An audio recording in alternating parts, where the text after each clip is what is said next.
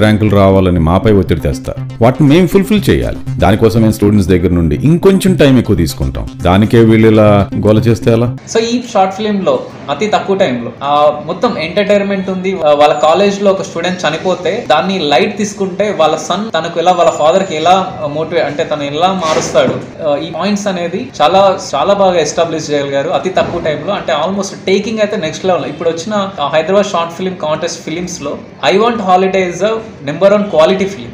So ఇంత చాలా quality తోటి టేకింగ్ లో ఎలాంటి కాంప్రమైజ్ లేదు, అసలు కాంప్రమైజింగ్ లేని film, almost equal to film ఉంది. సో ఇది షార్ట్ ఫిల్మ్ గా మనకు వచ్చింది. మెసేజ్ అయితే చాలా పర్ఫెక్ట్ గా అండ్ ఇది వెరీ యూస్ఫుల్. మీడియా వాళ్ళంతా ఇక్కడ ఉన్నారు సార్, వీళ్ళు మమ్మల్ని వదిలేయట్లేరు.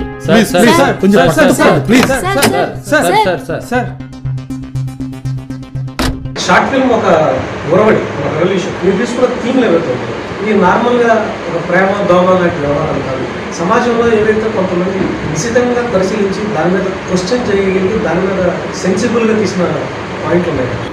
ఈ షార్ట్ ఫిల్మ్ డైరెక్టర్స్ ఎవరైతే మీరు ఉన్నారో మీరంతా ఈ సమాజంలో నదిలా ప్రవహిస్తున్న ఆలోచనలకు మీరు రిప్రజెంటేటివ్స్. ఈ నది అనేది ఒక బురవడికి, ఒక స్రవంతికి, లేదంటే ఒక ప్రవహించే ఒక వేగానికి, లక్ష్యానికి సంబంధించింది. సో దాన్ని